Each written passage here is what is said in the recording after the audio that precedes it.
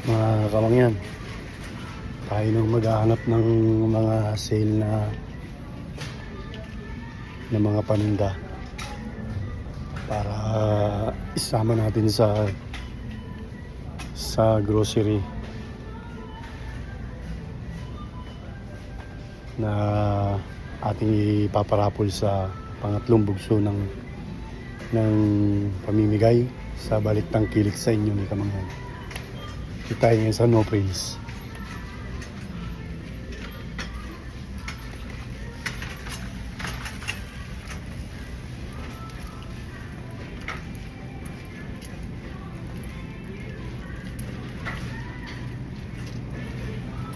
Tignan natin yung presyo nung mga spam tsaka mga dilata.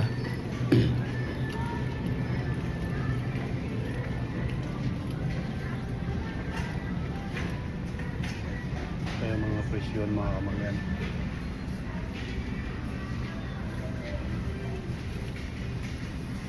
Oh my god, ang presyo ng spam mga kamangyan ay $4.99. Hindi natin kaya mga kamangyan. Yung kaya lang natin ang ating bibilhin.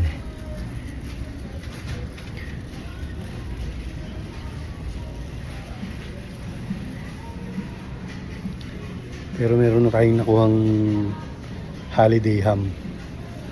Dadagdagan na lang natin.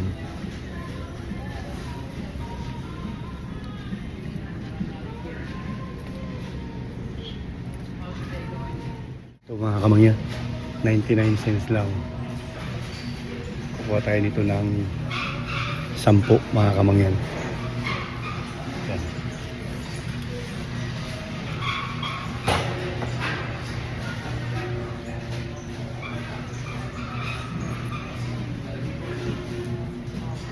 Kukuha tayo 10 kamangyan.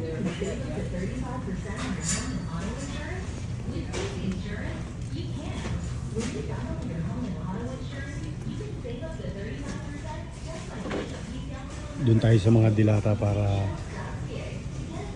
mahaba-haba pa ang expiration date.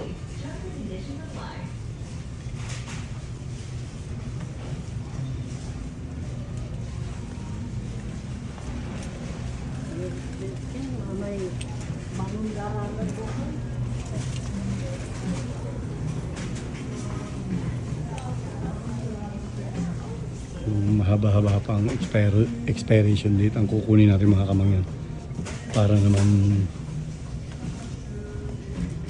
umabot sa inyo.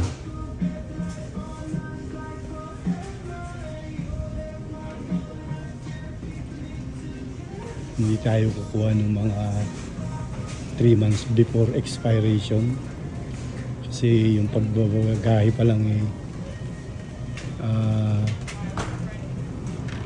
aabot na ng 3 months. Di pagdating dyan nun wala na yun, expire na yung mga kamangyan. Kaya hanap tayo ng mga 3 years ang expiration.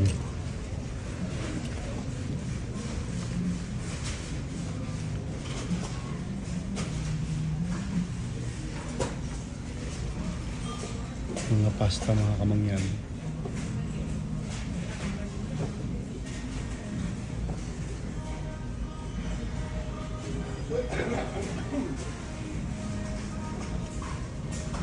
Tayo iaamot sa kaya mga kamangyan, yun lang muna sa ngayong araw na to. Sa susunod na araw ibabalik na naman tayong maghahanap ng panibagong sale.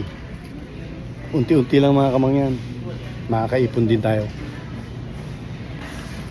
magbabayad na mga kamangyan. Paano? See you mga kamangyan.